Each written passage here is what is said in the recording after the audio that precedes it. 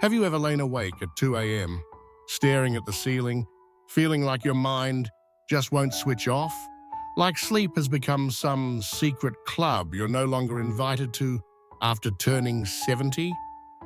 It's a quiet frustration many seniors in the US whisper about, but rarely talk openly about. Here's the thing. Getting deep, restorative sleep after 70 isn't just about lying in bed earlier or drinking chamomile tea. It's about decoding the real changes your brain and body are going through, and tweaking a few daily habits in ways most doctors barely explain. Picture this. Mr. Davis, a 73-year-old retired electrician from Florida, used to wake up every hour, pacing his living room, scrolling through old photos, hoping he'd feel drowsy again. His wife thought it was just old age, but the truth was way more interesting. The brain, after 70, begins to reduce its melatonin rhythm. The body clock gets slightly off track, and surprisingly, even the skin's exposure to sunlight during the morning affects how well you'll sleep at night. Yeah, sunlight. Not sleeping pills, not fancy pillows. Real biological timing. And that's exactly where the first doctor-backed tip comes in. Tip 1 is about syncing your inner clock, not fighting it.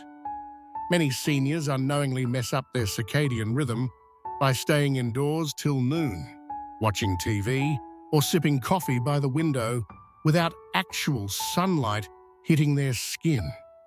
In places like Arizona, seniors who spend just 15 minutes walking outside before 10 a.m. report falling asleep 40% faster at night. Why? Because natural light triggers the brain to reset its sleep-wake cycle, boosting nighttime melatonin naturally. It's like giving your body a gentle nudge saying, "Hey, bedtime's coming later. Get ready." But most folks skip this, thinking a late afternoon walk works the same. It doesn't. Tip 2 sounds simple, but it's surprisingly overlooked. Cool, dark bedrooms. I'm not talking about sort of dim rooms. I mean pitch black, like a movie theater before the previews. Doctors at Stanford found that older adults who kept their bedrooms between 60 and 67 degrees and used blackout curtains saw significant improvement in deep sleep phases. Seniors often crank up the heater at night, thinking warmth brings comfort, but your core temperature actually needs to drop to initiate proper sleep cycles. Even something as tiny as a blinking router light can mess with fragile melatonin signals in older adults. So yeah, cover that up. Tip 3 is controversial in senior communities: late-night snacks. Many older Americans grab a cookie or a glass of warm milk around midnight. Feels comforting, right? But here's the kicker. Digestion in seniors slows dramatically, and nighttime snacks can spike blood sugar, triggering mini wake-up calls. Your brain doesn't fully register, but your sleep cycle does. Doctors in Melbourne actually recommend finishing your last bite at least 3 hours before bed.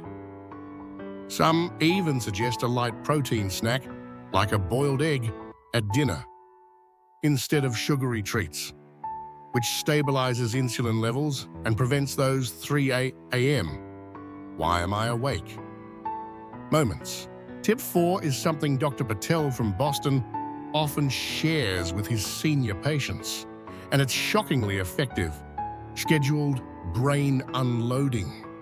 No, it's not meditation, it's simpler.